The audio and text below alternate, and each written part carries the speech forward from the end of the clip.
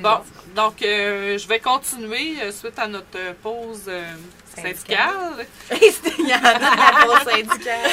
Donc, il faut prendre en considération aussi les impacts que ça va avoir sur M. Tremblay.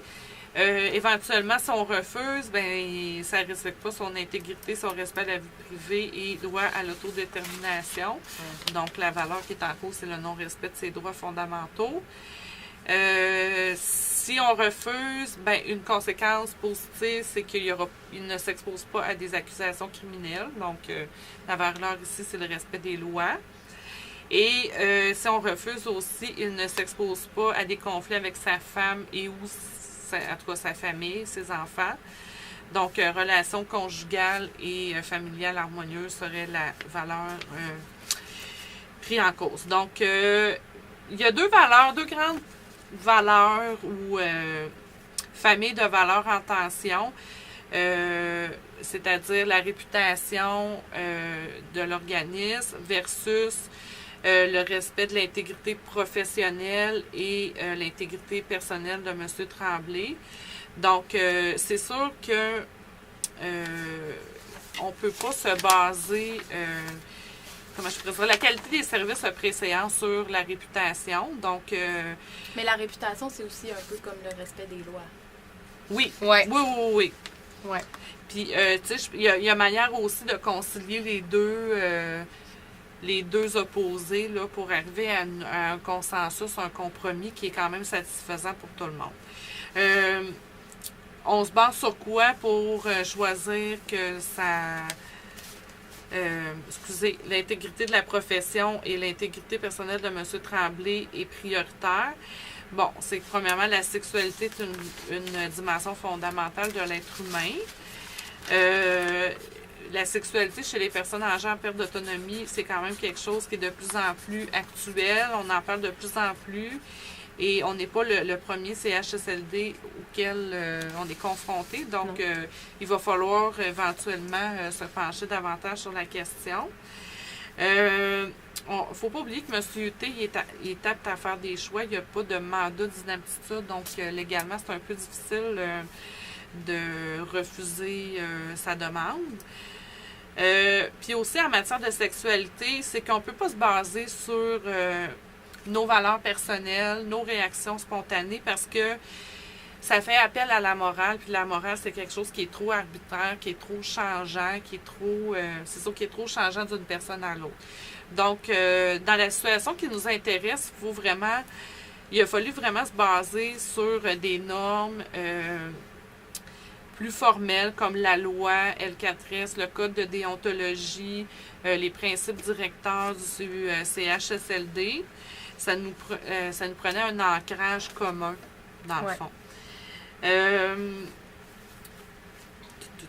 Donc, c'est ça. Puis, faut pas oublier aussi qu'il faut toujours respecter l'équilibre entre les droits individuels de M. Tremblay et versus les droits collectifs, parce que, bon, les autres usagers ont quand même des droits, comme je le disais tantôt. Donc, c'est ça, je rappelle, la valeur prioritaire, l'intégrité professionnelle et l'intégrité professionnelle de M. Tremblay. La valeur secondaire, le respect de la mission, parce que c'est ça, on se doit de donner des services de qualité. C'est la mission première là, de notre organisme. Voilà. Donc, je cède la parole à Marie-Lou. Voilà. Merci, Mélissa. Ça fait plaisir. Moi, je vais parler des stratégies et les façons possibles de résoudre le dilemme. Mais qu'est-ce que tu disais, là, de parler avec les CLSC? Je voyais ça plus du volume macro. Je ne sais pas si vous êtes en accord, là, parce que pour faire un changement dans les CHSLD, vu qu'il y a de plus en plus de personnes âgées qui vont être dans les CHSLD, puis il y a de plus en plus de questionnements par rapport à la sexualité des personnes âgées, bien, plus de questionnements. Il y en a toujours eu, mais là, on se penche plus sur moins tabou. Oui, moins tabou. Je pense qu'au niveau macro, faire une politique formelle en matière de sexualité pour les CHSLD en regroupant plusieurs partenaires, faire un colloque, une table ronde, pour vraiment apporter ça au niveau politique, pour faire une vraie mobilisation, pour que tout le monde puisse parler, ça serait une stratégie possible. Mais là, on va revenir au niveau micro. Hein, on parle de M. Tremblay, là, la résolution, qu'est-ce qu'on va faire. Pour les stratégies, vous en avez parlé un peu. Je vais faire un wrap-up de tout ça. Puis, vous parlez aussi des conséquences positives, négatives, directes ou indirectes de M. Tremblay, la famille CLSC. On fait un échange, là. On avait dit que discuter avec les membres du personnel, comme on a fait là, hein, avoir des échanges avec la travailleuse sociale, la direction. Mélissa, c'est quoi déjà? Conseillère clinique, moi aussi, qui était là, qui représentait M. Tremblay. Ça pouvait vraiment s'avérer positif dans le processus. Que M. Tremblay aussi soit représenté parce qu'il était mal à l'aise de venir, mais on lui a offert de venir quand même. Puis il m'a mandaté moi parce qu'on a une confiance envers l'autre aussi. Pour lui, ben c'est directement positif, comme il me dit, parce qu'il sent sa parole prise vraiment en compte et en considération. Ça peut être négatif, peut-être pour la femme de M. Tremblay, vu qu'elle ne sait pas, ben je sais pas qu'est-ce que vous en pensez, ou les enfants, ou voyez-vous de la négativité quand on se retrouve ici en groupe? Ben, je pense que on va devoir adresser ça après notre décision. Si on décide de dire oui à M. T, on verra là, au niveau de la confidentialité par rapport à Mme T. Mais ça pourrait faire partie des solutions de peut-être voir explorer la relation entre Mme T et son mari, avant de... Bien, comme on en avait dit, ça c'en était une autre stratégie, de faire rencontrer un psychologue de couple, l'offrir, tu sais, le service à monsieur et Mme Tremblay. Est-ce que la sexualité pourrait revenir dans le couple aussi? Ça en faisait partie. Aussi, on avait fait la mention aussi de l'importance peut-être de faire une table ronde avec les résidents aussi du CHSLD sur la sexualité. Eux, comment qu'ils la vivent, leur sexualité aussi en CHSLD. On l'a entendu, hein? Il y en a des prostituées, des travailleuses du sexe, qui viennent aussi au CHSLD, mais on fait comme si de rien n'était. Mais pourquoi pas mettre ça sur le tapis puis vraiment s'asseoir puis discuter? Je pense que ça pourrait être du bon, il pourrait y avoir du bon pour tout le monde. Toutes les parties à faire ça, puis quitte à impliquer une sexologue aussi dans les rencontres. C'est pas parce que tu as 70 ans que ta sexualité n'existe plus. Puis qu'il n'y a pas d'autres alternatives. Il n'y a pas d'autres alternatives. Est-ce qu'une solution, une stratégie, ça serait qu'on aille dans notre bibliothèque un coin revue porno? Ça se peut, ça. Tout se peut. Ou des films érotiques. Ça fait partie des stratégies. Une chèvre gonflable. Pardon? Une chèvre gonflable. Ah! C'est une joke.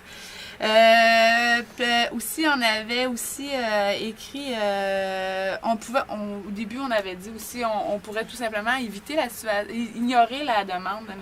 Tremblay, tu sais. Rachel, t'es hâte d'en parler, mais t'aurais pu faire comme si de rien n'était suite à sa demande, puis dire, il va l'oublier, tu sais. Ou dans le sens, fais ce que tu veux, c'est ça, tu sais, fais comme les autres, mais là, on l'a posé sur, tu sais, on l'a mis, là, on l'a vraiment...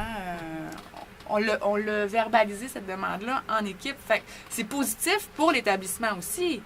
Oui, ça peut avoir des conséquences négatives sur les journaux, si ça vient qu'à sortir, mais je pense que c'est reculer, ne pas en parler. Si on va de l'avant, puis qu'on en parle, c'est une belle ouverture. Oui, c'est une belle ouverture. Tu sais, c'est pas nouveau, la sexualité à 70 ans, là. Voyons, là.